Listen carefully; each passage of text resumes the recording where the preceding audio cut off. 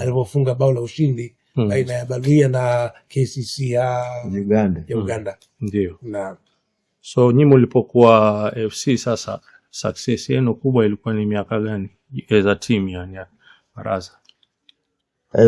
kuanzia 70, yani kuanzia Eastern Central mmechukua mara ngapi? Mara 3. Mwaka gani na gani? 79 nikifunga hiyo bao Mogadishu. 80 nafikiri sio kulitokea hawakucheza nafikiri hiyo 81 tukachukua 82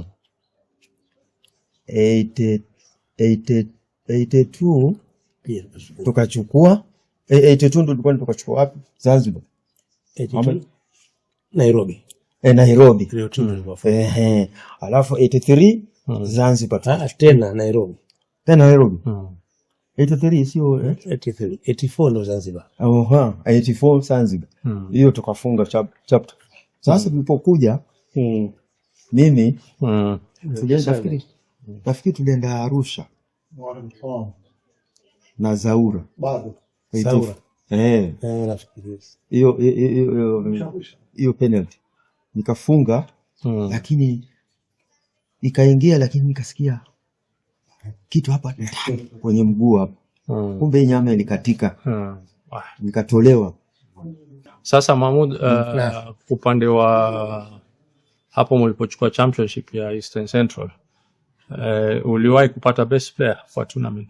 Nafikiri nikiwa timu ya taifa nishapata best player mara 3 nikiwa FC mara 3 mfululizo. Ndio. Na kufurahisha zaidi pia nikachukua mchezaji bora wa Kikoso Games ambao ilikuwa mechi za makampuni zetu Kenya Airways. Na kuna incident muhimu ilitokea Uganda finali. Labda utubrief kidogo, penalty sio dakika mwisho ilikuwaje? Ilikuwa mechi ngumu sana. Ilikuwa ni nani na nani? Ilikuwa mechi baina yetu sisi na Waganda pale kwao miaka Harambee Stars sio? Kivubo Stadium. Hawajafungwa Waganda. Tulikuwa under pressure kubwa sana. Moi alitoa ndege special kuleta mawaziri karibu 8 wakiongozwa na Ole Tip na Gay. Mechi ilikuwa ngumu. Mechi ikaendelea mpaka dakika ya 74. Sisi tuongoza goli 1-0 pale ilifungwa na Wilberforce Mulava. Bao moja zuri kabisa. Kwa ile pressure ilikuwa kwa hiyo mechi. Lakini pressure yote iko kwetu sisi. Kona baada ya kona, fouls baada ya foul.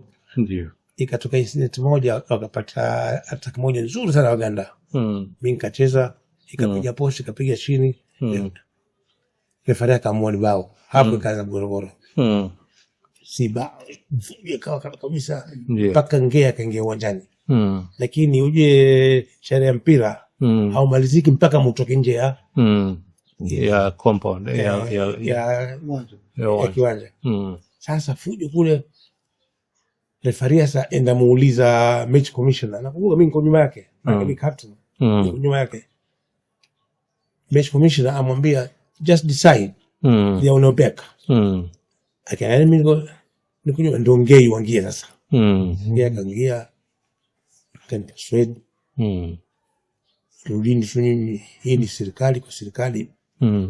Mteka jina baya nini, rudini tu, hii kitu tutashinda tu. Ndio.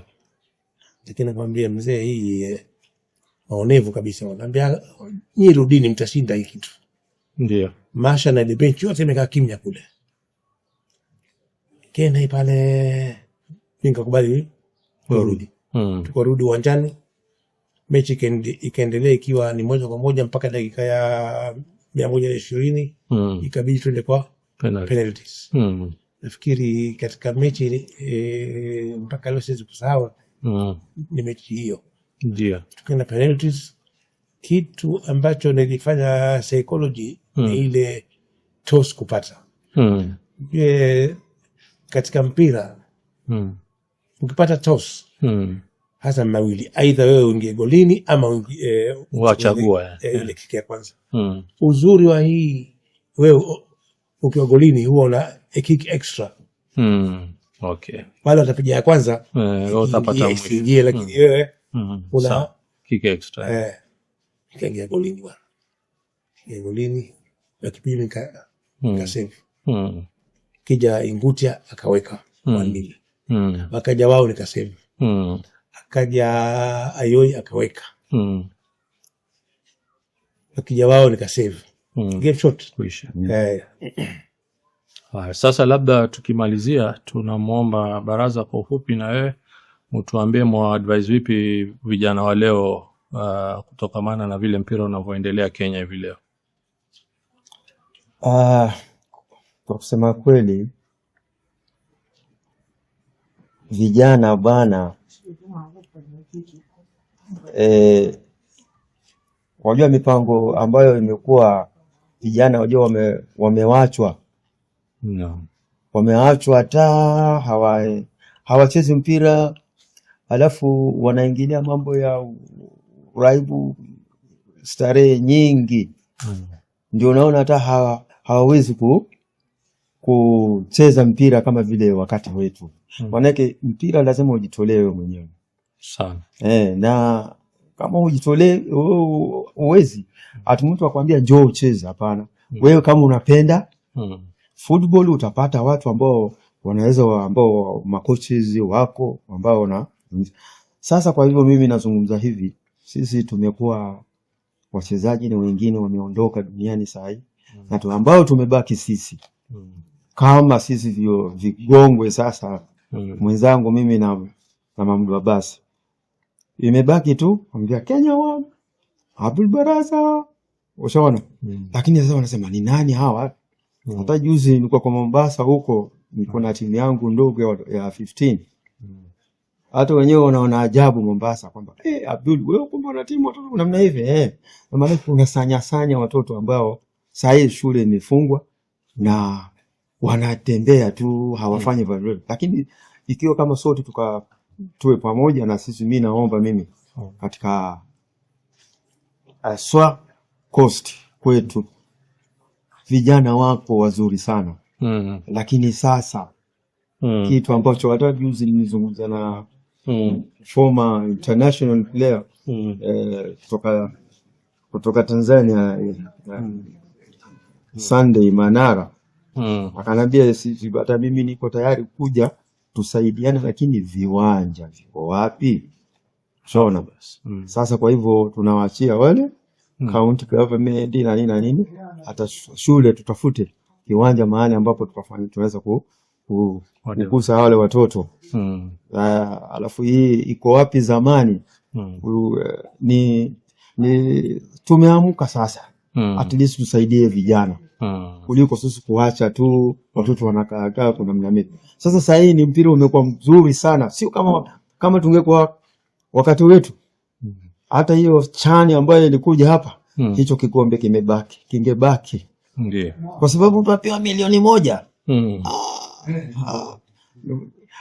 Mzee mtu ananiambia sasa mimi ninatoa hii na wewe maliza. Sawa kabisa. Kwa hivyo na Mahmoud, malizia na wewe. Nafikiri kama alivyosema Baraza, mwanzo viwanja hamna. Ndio. Football yetu uwanjani. Sawa. Ukiangalia Mombasa kiwanja ni kimoja tu ambacho ni sports club. Na sports club yenyewe leo iko, kesho hakuna. Wenye mara nyingine wana functions zao.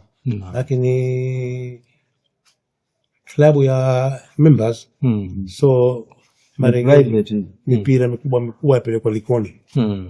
Kuvuka Likoni inachukua shida sana.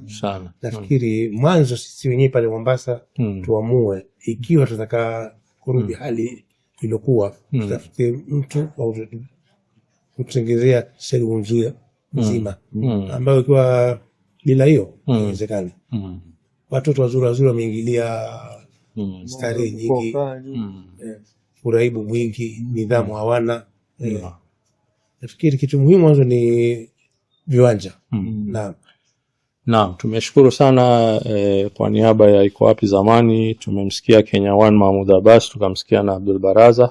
Kwa hivyo jukumu ni hao viongozi wa leo, chairman wa FKF na watu wa county, msimamishe viwanja ili kuweza kuendeleza vijana wetu wanaokuja. Tunawashukuru sana na tunawaombea kila kheri. Mmewasikia nyinyi wenyewe leo Kenya One na Abdul Baraza. Shukran sana Iko Wapi Zamani kwa kutufanyia hii program. Shukran.